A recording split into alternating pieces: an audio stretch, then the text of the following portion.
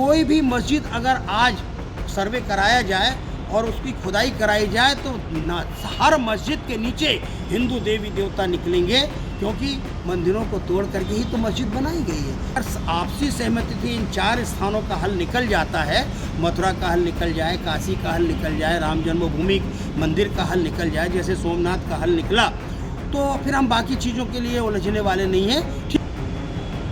ज्ञानवापी के ऐतिहासिक निर्णय के बाद 30 सालों बाद ज्ञानवापी व्यास में पूजा चालू हो गई है। इस पर हमारे साथ हैं महामंडलेश्वर अखिलेशानंद गिरी जी हैं।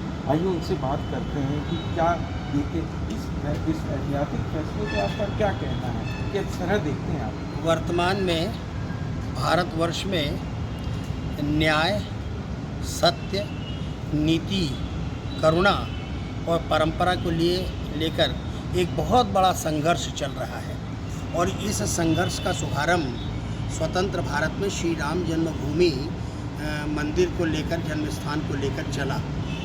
अनेक प्रकार के क्षेत्र में, भिन्न भिन्न प्रकार के क्षेत्रों में इस प्रकार के प्रश्न खड़े हो रहे हैं, और जब श्री राम जन्मभूमि न्यास बना और उसके साथ साथ धर्म स्थान मुक्ति यज्ञ समिति बनी, तो हमारे पूज्य वरिष्ठ संत जो आज साकेत धाम वासी हो गए हैं, इस संसार में नहीं हैं, उन सबका स्वप्न ये था और उनका तर्क ये था कि जैसे स्वतंत्र भारत में सरदार वल्लभ भाई पटेल की पहल पर पार्लियामेंट के अंदर एक निर्णय लिया गया कि मोहम्मद गजनवी ने सोमनाथ के मंदिर को ध्वस्त किया था, हमें स्वतंत्र भारत में सोमनाथ के मंदिर को फिर से स्थापित कर देना चाहिए। प्रस्ताव पारित हो गया, महात्मा गांधी की भी मोहर उसमें लगी, और महात्मा गांधी कह रहे थे कि हम तो स्वतंत्र भारत में राम राज्य की स्थापना करेंगे, और राम राज्य का स्वप्न हमारा जो है वो हमारे धर्म स्थानों को जिनको ध्वस्त किया गया है उनका जीर्णोद्धार हो जाए, उनकी पुनर्प्रतिष्ठा हो जाए, और इस प्रकार से स्वतंत्र भारत में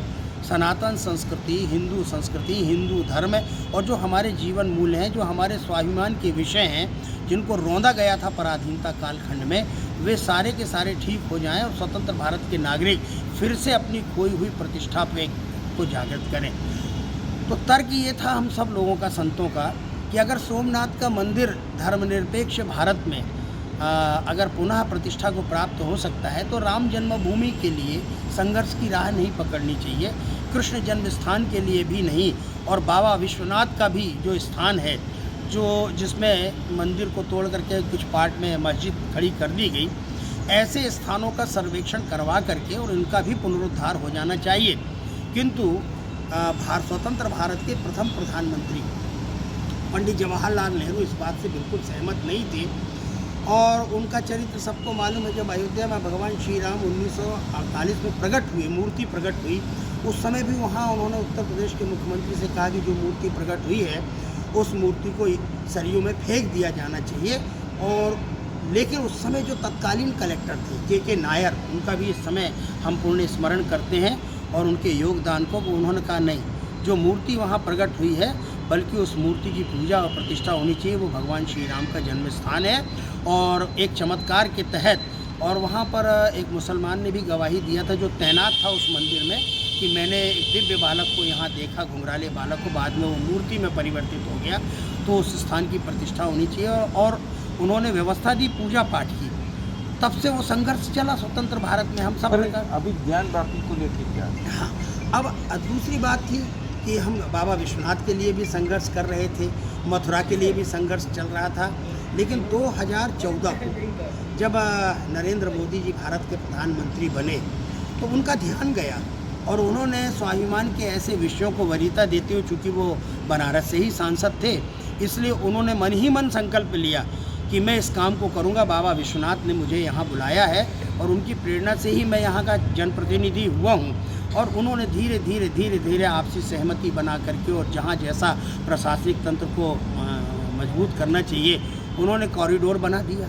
और जो बाबा विश्वनाथ के मंदिर में घेरे बने हुए थे, जिन लोगों ने ज़बरदस्ती प्रवेश किया था, उन सारे स्थानों को कहीं सहमति से, कहीं मुआवजा दे करके, और कहीं प्रशासनिक तंत्र को मुस्तैद करके और कॉरिडोर का निर्माण किया। लेकिन वहाँ एक संघर्ष ये था कि बाबा विश्वनाथ जहाँ विराजमान है, मंदिर में लोग जाते हैं, लेकिन वहीं पर एक मस्जिद खड़ी हुई है और नंदी उस मस्जिद के पड़ोस में है, तो जब नंदी वहाँ पर है तो मस्जिद में नंदी का क्या काम।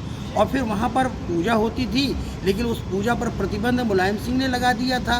तो ये पूजा फिर से होनी चाहिए। और इसलिए जैसे राम जन्मभूमि का विषय पुरातात्विक महत्व को देखकर और खुदाई को देखकर खुदाई के निर्णय लेकर के चला और सारे तथ्य वहाँ मिलने लगे, तो बाबा विश्वनाथ के मंदिर में भी ये सारे तथ्य स्पष्ट रूप से दिखाई पड़ रहे थे। हम लोग धर्मस्थान मुक्ति यज्ञ समिति के माध्यम से पूरे भारत में लगभग 3000 ऐसे स्थान हैं जो मंदिर तोड़ करके मस्जिद बनाए गए। हम इनकी मांग कर रहे थे, लेकिन जब बातचीत के दौर चले तो उस समय धर्मस्थान मुक्ति यज्ञ समिति के सम्माननीय अध्यक्ष जो थे महंत अवैधनाथ जी, उन्होंने कहा देखिए ये 4 स्थान तो हम छोड़ेंगे ही नहीं।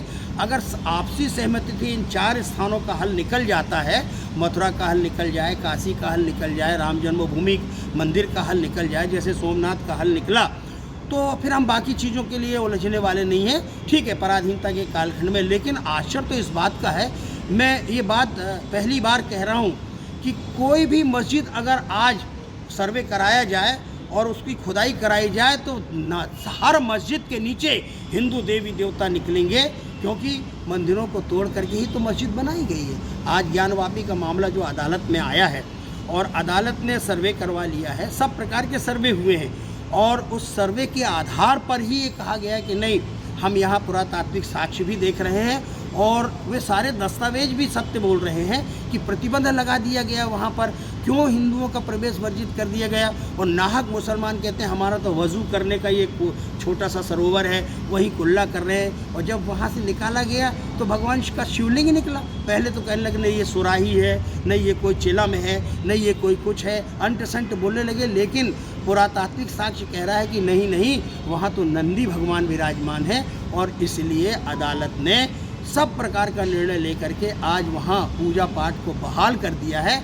ये तो भारत के ऐतिहासिक सत्य की विजय है और तथ्यों के साथ विजय है। इसलिए हम सब बहुत हर्षित हैं और हम ये कह रहे हैं कि हम हर जगह लड़ने के लिए तैयार नहीं हैं, परंतु इस देश की पहचान बताने वाले जो स्थान हैं, अगर उन स्थानों पर सर्वे होता है, खुदाई होती है, वहाँ पुरातात्विक साक्ष्य मिलते हैं और सब प्रकार के प्रमाण मिलते हैं, तो उन प्रमाणों के आलोक में, दस्तावेजों के आलोक में, और फिर इससे भी बढ़कर के आस्था, विश्वास और ऐतिहासिक सत्य जो भारतवर्ष का है, उसे तो सबको स्वीकार करना चाहिए ईमानदारी के साथ। मैं इस देश के इस्लाम के अनुयायियों से भी कहना चाहता हूँ कि आप झगड़ों में मत उलझिए। आप मानिए कि इस देश में जितने मुग़ल शासक आए हैं वो सब आक्रमणकारी थे, बाहर से आए हैं। इस देश के वे स्वाभाविक शासक नहीं है। आक्रमण करके किसी की गद्दी को प्राप्त करना और उसमें कुछ दिन तक शासन करना और उसके बाद आज उनकी कौम जो उनको मानने वाली है वो जिद्द करे, तो मैं समझता हूँ कि उनसे बड़ा नासमझ कोई दूसरा व्यक्ति नहीं हो सकता। इसलिए भारत के इतिहास को, भारत की परंपरा को, भारत के ज्ञान विज्ञान को और इसकी प्राचीनता को, अब सनातन की प्राचीनता, सनातन को हम बार बार कह रहे हैं, अत्यंत पुरातन, अत्यंत प्राचीन और नित्य नूतन जो होता है उसका नाम सनातन होता है। हम समाज में जो परिवर्तन होते हैं, आधुनिकता को भी हम स्वीकार करते हैं, लेकिन जीवन मूल्यों के साथ हम कोई समझौता नहीं करते। इसलिए मुसलमानों को भी इस तथ्य को स्वीकार करना चाहिए कि पराधीनता के कालखंड में हिंदू ही तो कन्वर्ट हुए, हिंदू ही तो मुसलमान हुए। अगर इस तथ्य को कुछ मुट्ठी भर लोग मान रहे हैं तो उनको चाहिए कि बाकी के देश भर के मुसलमानों को ये बात पहुंचाना चाहिए। छोटे छोटे नन्हे बच्चे इंटरव्यू दे रहे हैं, नासमझ बच्चे, 12-12, 13-13 साल के, मंदिर तो बन गया, तुम्हारी हुकूमत है, तुमने बना लिया,